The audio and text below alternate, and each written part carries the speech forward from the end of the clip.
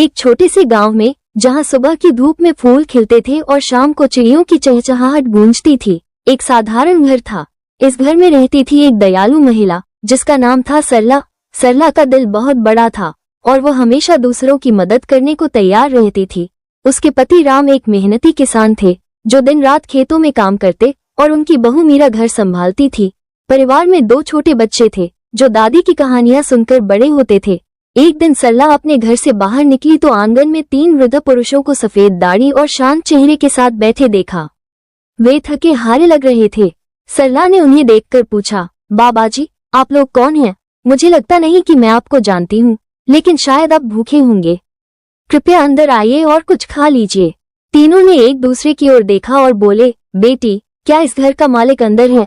सरला ने जवाब दिया, नहीं, मेरे पति राम अभी खेत में काम करने गए हैं। वृद्धों ने कहा, फिर हम अभी अंदर नहीं आ सकते। सरला थोड़ी हैरान हुई, लेकिन वह अंदर चली गई।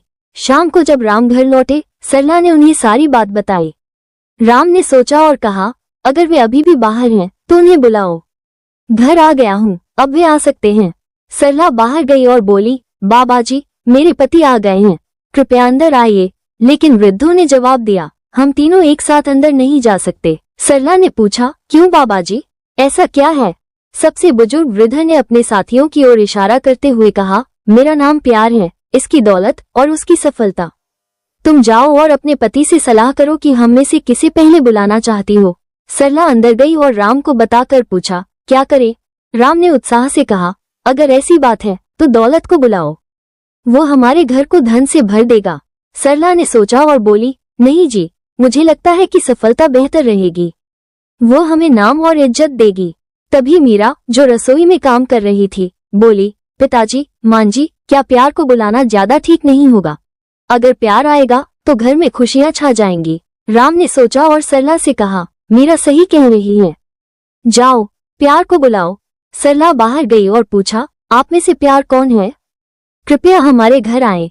प्यार नाम का वृद्ध उठा और घर की ओर चल पड़ा। आश्चर्यजनक रूप से दौलत और सफलता भी उसके पीछे चलने लगे। सरला ने हैरानी से कहा, मैंने तो सिर्फ प्यार को बुलाया, आप दोनों क्यों आ रहे हैं?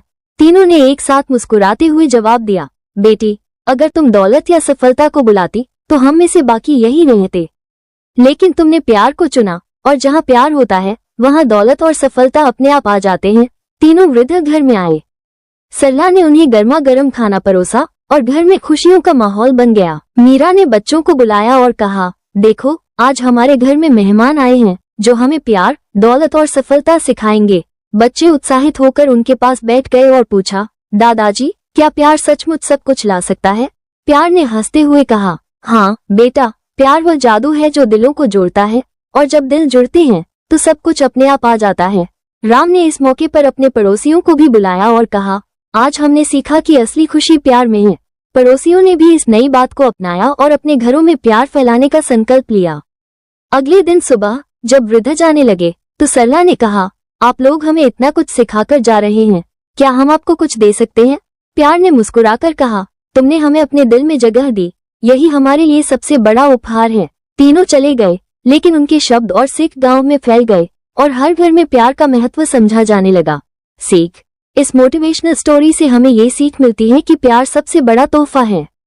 दौलत और सफलता भले ही आकर्षक लगे, लेकिन प्यार से ही जीवन खुशहाल होता है। परिवार में सलाह और एकता से सही फैसले ले।